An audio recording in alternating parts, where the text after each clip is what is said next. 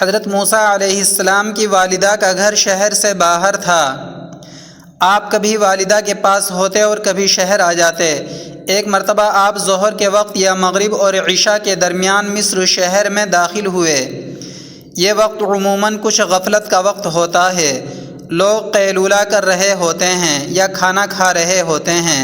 آپ نے دیکھا کہ دو آدمی آپس میں لڑ رہے ہیں، جن میں سے ایک قبطی تھا جو فرعون کی قوم میں سے تھا، اور دوسرا اسرائیلی تھا جو حضرت موسیٰ علیہ السلام کی قوم میں سے تھا۔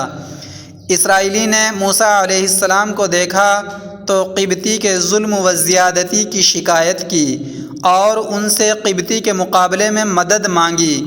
یہ قبطی فرعون کے مطبخ باورچی خانے میں روٹی پکاتا تھا، اور یہ اس اسرائیلی شخص کو فرعون کے مطبخ کے لیے لکڑیاں اٹھوانا چاہتا تھا۔ اس معاملے میں قبطی غلطی پر تھا۔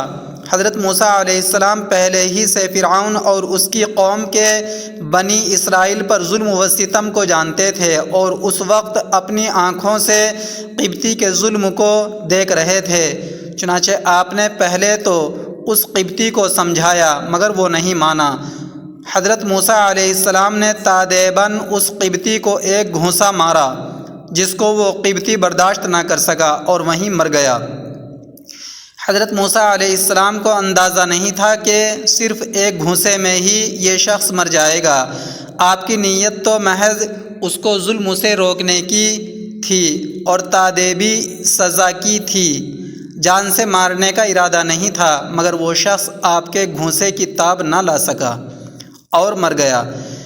حضرت موسیٰ علیہ السلام اس خلاف توقع وقوعے پر نادم ہوئے اور فرمایا، یہ کام شیطان کی طرف سے ہوا ہے، وہ کھلا دشمن گمراہ کرنے والا ہے۔ پھر اللہ پاک کی بارگاہ میں عرض کیا، اے میرے پروردگار، میں نے اپنے نفس پر ظلم کیا، مجھے معاف فرما دیجئے۔ اللہ پاک نے معاف فرما دیا، کیونکہ وہی معاف کرنے والا اور بہت رحم کرنے والا ہے۔ اگلے روز حضرت موسیٰ علیہ السلام خوف کی حالت میں شہر میں نکلے تو دیکھا کہ گزشتہ کل والا اسرائیلی شخص آج کسی اور قبطی سے لڑ رہا ہے۔ یہ اسرائیلی شخص پہلے دن تو بے قصور تھا، دوسرے دن بھی گو اس کا جرم واضح نہیں تھا، لیکن مسلسل 2 دن جھگڑنے کی وجہ سے ظاہر یہی تھا کہ اس شخص کے مزاج میں بھی کچھ فساد ہے۔ لہذا حضرت موسیٰ علیہ السلام نے اولاً اسے اسرائیلی کو تنبیہ فرمائی کہ تم ہی شرارتی معلوم ہوتے ہو، پھر آگے بڑھ کر ان کے جھگڑے کو ختم کرنے کے لیے قبطی کو پکڑ کر علیحدہ کرنا چاہا کہ اسرائیلی ڈر گیا اور وہ سمجھا کہ آج شاید مجھے سزا ملے گی، اسی لیے مجھے ڈانٹا گیا ہے۔ اس نے خوف کے عالم میں یہ جملہ کہہ دیا کہ اے موسیٰ، کیا آپ مجھے قتل کرنا چاہتے ہیں جیسا کہ گزشتہ روز آپ نے ایک شخص کو قتل کیا؟